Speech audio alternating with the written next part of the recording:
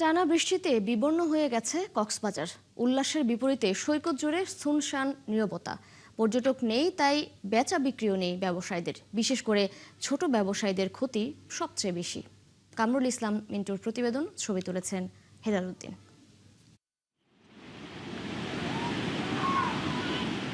সমুদ্র পাড়ে ছোটদের খেলনা বিক্রি করা সাকিবের মন ভালো নেই। সৈকতে ঘুরতে আসা ছোট ছোট পর্যটকদের প্লাস্টিকের লাইট, ঘুড়ি, বাঁশি বিক্রি করে সাকিবের মতো সংসার চলে আবু বক্কর সিদ্দিকেরও। প্রতিদিন ঘর থেকে সৈকত পাড়ে বসেন বৃষ্টি কমার আশায়, কিন্তু বৃষ্টি কমে না। শিশিরাও আসে না, খেলনা বেচা হয় না। গেল 6 দিন। বৃষ্টির মধ্যে এখানে আর কি এগুলো নিয়ে টুকটাক এগুলোর সঙ্গে আমরা চলি। হ্যাঁ, একটু কষ্ট হচ্ছে আর কি। বেশি 12-13 দিন যাবত বৃষ্টি হচ্ছে, প্রচন্ড বৃষ্টি হইতেছে, যার কারণে আমরা ব্যবসা করতে পারতেছি না আর কি। সমুদ্র পাড়ে পান খাওয়ার লোক পান না মোহাম্মদ হোসেন। থালা নিয়ে বসে আছেন সৈকতে। ঘোড়ার ছেলেরাও খালি খালি ঘুরছেন সৈকত জুড়ে। বিচ বাইকের দশাও ঘোড়াওয়ালার মতো। পর্যটকের নিরাপত্তার স্বার্থে আমরা লাইফ গার্ডের পাশাপাশি ব্যবসার পাশাপাশি পর্যটকের নিরাপত্তা দেওয়ার জন্য বাইকগুলো নামানোর চেষ্টা করতেছি। ব্যবসা না হলে হোক আর না হোক, এখানে আসতেছি। আদানে 2000 টাকা মারে চলে যেতাম, নাহলে বসে খাওয়াইতাম।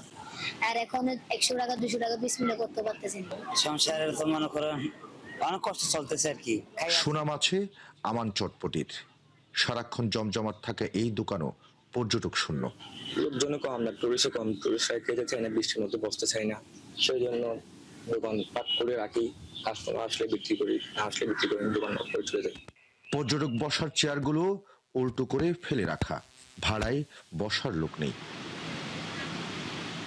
পর্যটক নেই, আয় রোজগার কমে গেছে সবার। দিনে আয় দিনে ব্যয় মানুষগুলো কঠিন সময় পার করছেন খেয়ে না খেয়ে। ভারী বর্ষায় মাঝে মধ্যে কিছু পর্যটক দেখা গেলেও তারা ঘুরে ফিরে দ্রুত কক্সবাজার ত্যাগ করছেন ভোগান্তিতে পড়ে। আর হোটেল মোটেলগুলোতেও পর্যটক শূন্যের কোঠায়। কামরুল ইসলাম মিন্টু, 71, কক্সবাজার।